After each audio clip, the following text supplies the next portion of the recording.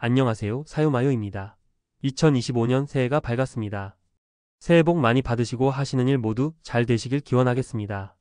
2025년 부동산 시장, 생각만 해도 참 어렵죠? 2025년 부동산 시장 전망을 전문가의 관점에서 깊이 있게 분석해 보겠습니다.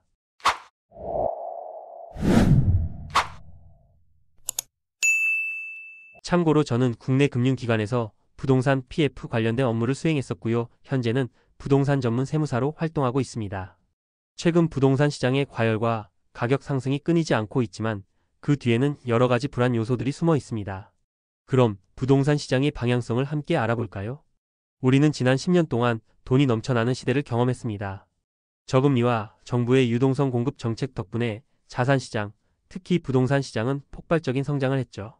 예를 들어 서울의 강남구 아파트 가격은 2015년에 비해 2배 가까이 상승했으며 그동안 집을 사지 못한 사람들의 고민은 더욱 커졌습니다. 그런데 이 상승세가 영원할까? 라는 질문을 던지게 되는 시점이 바로 지금입니다. 2025년에는 여러 가지 경제적 변화가 겹치면서 지금의 상승세는 멈추거나 하락할 가능성이 크다고 전문가들은 분석하고 있습니다. 그렇다면 그 이유는 무엇일까요? 가장 큰 변수는 바로 금리 인상입니다. 한국은행이 2번이나 연속으로 기준금리를 인하하고 올해 1월에도 추가로 금리 인하를 하겠다고 예고했는데 금리 상승이라니? 이게 무슨 소린가 싶으시죠? 제가 말씀드리는 금리는 기준금리가 아닌 시장금리입니다. 부동산 가격에 직접적인 영향을 주는 금리는 기준금리가 아닌 시장금리입니다. 왜냐하면 부동산 대출금리는 시장금리와 가상금리의 합으로 결정되기 때문입니다. 자, 과거를 먼저 살펴볼게요. 2020년대 초반 우리는 제로금리에 가까운 저금리 시대를 경험했습니다. 하지만 2022년 이후 금리가 급격히 상승하기 시작했습니다. 예를 들어 한국은행 기준금리가 2022년 1.25%에서 2023년 3.5%로 인상되었죠. 이렇게 금리가 오르면 대출금리가 자연스럽게 상승하게 됩니다. 여기서 중요한 점은 대출을 통해 집을 구매하려는 사람들에게 미치는 영향입니다. 예를 들어 3억 원짜리 아파트를 구입한다고 가정했을 때 대출 이자가 2%에서 5%로 오르면 매달 내야 할 상환 금액은 수십만 원이 늘어납니다. 이렇게 되면 대출을 받을 수 있겠지만 상환 부담이 너무 크다는 고민을 하게 되어 결국 수요가 줄어듭니다. 이게 바로 가격 하락의 신호입니다. 실제 금리 상승으로 인한 부동산 가격 하락 효과는 지난 2년간 우리가 직접 목격해 왔습니다. 자, 그럼 지금의 상황은 어떨까요? 한국은행은 10월과 11월 금통위에서 2번의 연속 금리 인하를 단행했습니다. 한국은행의 기준금리 인하는 현재 내수경기 상황이 심각한 우리나라 경제 상황을 고려해 경기를 살리고자 한 조치였는데요. 하지만 안타깝게도 12월 3일 비상계엄령이 선포되면서 정치적 불확실성이 커지자 한국은행이 의도했던 금리 인하 효과가 시장금리에 전혀 반영되지 않고 있는 상황입니다. 다음의 표를 보시면 비상계엄 전까지는 기준금리 인하 효과를 반영해서 하락하던 시장금리가 비상계엄 이후 다시 상승하고 있는 모습을 보실 수 있습니다. 다시 말씀드리지만 부동산 대출금리는 이 시장금리와 가상금리의 합으로 계산됩니다. 정치적 불확실성이 해소가 되고 있지 않은 상황이고 심지어 언제 해소가 될지도 장담할 수 없는 상황이 계속되고 있습니다. 또한 계속해서 높은 원달러 환율은 한국은행의 기준금리 인하에도 상당한 부담감을 주고 있습니다.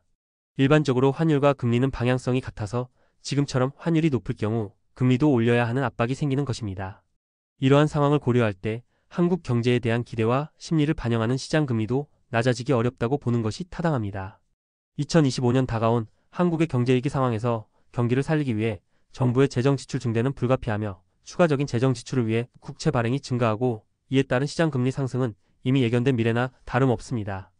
따라서 부동산 가격에 직접적인 영향을 주는 시장금리는 최소 보합 또는 상승한다고 보는 것이 타당합니다. 그렇다면 시장가격 상승으로 인해 부동산 가격에 영향을 주는 부동산 대출금리도 보합 내지 상승한다고 보아야 할 것입니다. 단기적으로 정책 목표상 억지로 가상금리를 조정해 끌어내릴 수는 있겠으나 경제 전반적인 흐름상 시장금리는 쉽게 낮아지기 힘들 것입니다. 따라서 2025년 금융시장 및 금리시장의 방향성은 부동산 가격의 하락에 중대한 요인으로 작용할 것입니다. 다음으로 공급 과잉 문제입니다. 많은 사람들이 부동산 가격은 무조건 오를 것이다 라고 생각하지만 공급이 과도하게 늘어나면 가격 하락은 불가피합니다. 최근 몇 년간 정부는 주택 공급 확대를 위한 다양한 정책을 내놓았습니다. 그 결과로 대규모 아파트 단지들이 쏟아져 나왔습니다. 예를 들어 수도권 외곽 지역에서는 신규 아파트들이 무수히 건설되었고 그로 인해 수요와 공급의 균형이 깨졌습니다. 주택 수요는 일정한데 공급은 넘쳐난다면 가격은 당연히 하락할 수밖에 없습니다. 특히 사람들이 선호하는 지역이 아닌 곳에서는 그 피해가 더 클 것입니다. 저는 지금 2025년 부동산 시장을 예측하고 있고 서울뿐만 아니라 지방을 포함한 모든 지역을 전반적으로 설명드리고 있습니다. 2026년부터는 주택 공급이 현저히 낮아지고 공급 부족 현상이 최소 3년간 지속될 것이라는 것에는 저도 동의하는 바이나 2025년만 기준으로 보았을 때 2023년부터 2024년, 2025년 초까지 누적된 전국적인 부동산 공급은 과잉이며 이는 부동산 가격이 하락하는 요인으로 작용할 것입니다. 정부의 부동산 규제와 세금 정책도 중요한 영향을 미칩니다. 과거 문재인 정부는 다주택자에 대한 세금을 강화하고 전매 제한과 대출 규제를 강화하며 시장을 안정시키려고 했습니다. 이러한 규제는 단기적으로는 가격을 잡는 데 효과가 있지만 장기적으로는 시장에 부담을 주고 부동산 시장의 활력을 저하시킬 수 있습니다. 실제로 문재인 정부 때 다주택자에게 부과되는 종합부동산세가 강화되면서 많은 다주택자들이 매물을 내놓게 되었습니다. 하지만 이는 단기적인 가격 조정에 불과했으며 장기적으로는 시장의 신뢰를 저하시키고 투자자들이 시장을 떠나게 만들었습니다. 투자자들이 시장을 떠난다는 것은 주요한 부동산 가격 하락 요인입니다.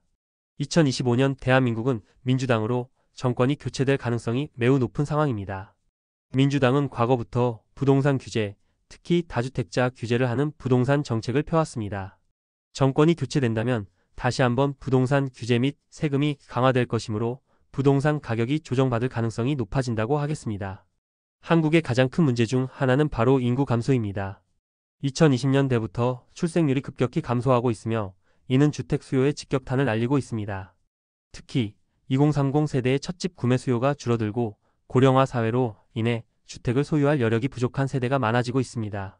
예를 들어 이미 높아질 대로 높아진 부동산 가격으로 2030 세대의 첫집 구매자들이 시장에 진입을 못하고 있으며 시간이 지날수록 2030 세대의 숫자는 계속해서 줄어들 것이므로 주택시장의 수요는 점차 약화되어 갈 것입니다. 이로 인해 중장기적으로는 한국 부동산 가격이 하락할 가능성이 더욱 커질 것입니다. 부동산 가격의 하락은 이미 예고된 상황일 수 있습니다. 하지만 가격이 하락한다고 해서 무조건 나쁜 일만 일어나는 것은 아닙니다. 과거의 사례를 보면 하락기에는 안정적인 수익을 올릴 수 있는 기회가 있었습니다.